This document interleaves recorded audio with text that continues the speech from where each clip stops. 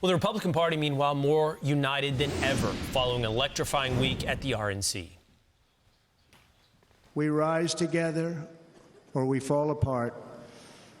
I am running to be president for all of America, not half of America. We must not only be a unified party, we must also expand our party. Let's heed the call of our party's nominee to fight for these United States. My message to you, my fellow Republicans, is we love this country and we are united to win.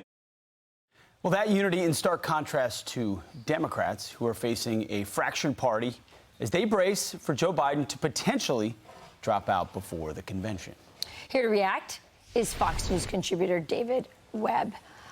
David, talk to me about the unity that you experienced at that convention. I saw you there, and it was definitely on display. You could feel it. Yeah, you could. And look, the goal of a convention is to come out of it with unity around the platform as it's laid out, and that's clear. Unity to go forward and work for the party's objectives. That's the goal. However, the Democrats fear something else, the unity of the American people.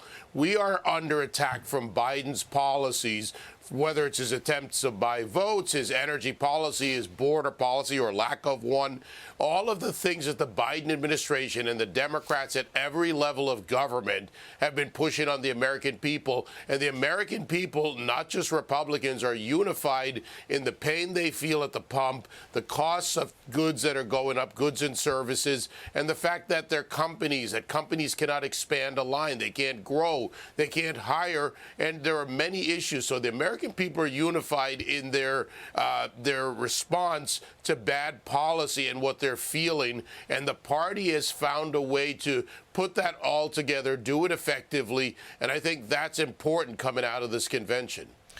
Well, David, part of me doesn't want to give this attention, but Joy Reid at MSNBC is on such a heater that she's on her way to a Pulitzer. This week, she managed to say if Joe Biden recovers from COVID, it's the same as an assassination attempt. She managed to say the assassination attempt, or imply it very heavily, was a staged conspiracy.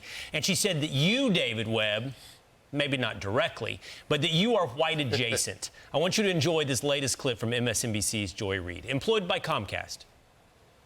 You've seen this kind of election before. You see the same thing in Hungary. Like the Orbanism of the party it's rooted in returning white Christian men, but also white adjacent men, Right. Black men, brown men who are like white adjacent in terms of trying to also be in that dominant position in society. And then you have women who are willing to go along with that, right? There are a certain number of women who are also willing, the trad wife sort of thing. Trad wives and white adjacent, David. Well, we're still here, aren't we?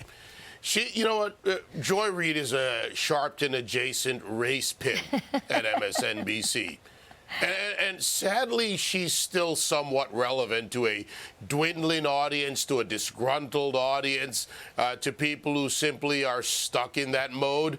But the fact is, there's no such thing as a white adjacent anything. No such thing as a white adjacent black man, brown man, woman, whatever she wants to call it. Hyperbole is something you do in comedy, in performances. But what this is performative lying to the American people. The good news in some sense, Will, and I'm with you, is that she's becoming more and more irrelevant as her audience and her network dies. I kind of like that she's saying out loud who they perceive the enemies to be, Christian, white men, and anyone who agrees with that point of view. So fascinating. Mm-hmm. Well, thank you, David. Thank you, David. I'm Steve Ducey. I'm Brian Kilmeade. And I'm Ainsley Earhart. And click here to subscribe to the Fox News YouTube page to catch our hottest interviews and most compelling analysis.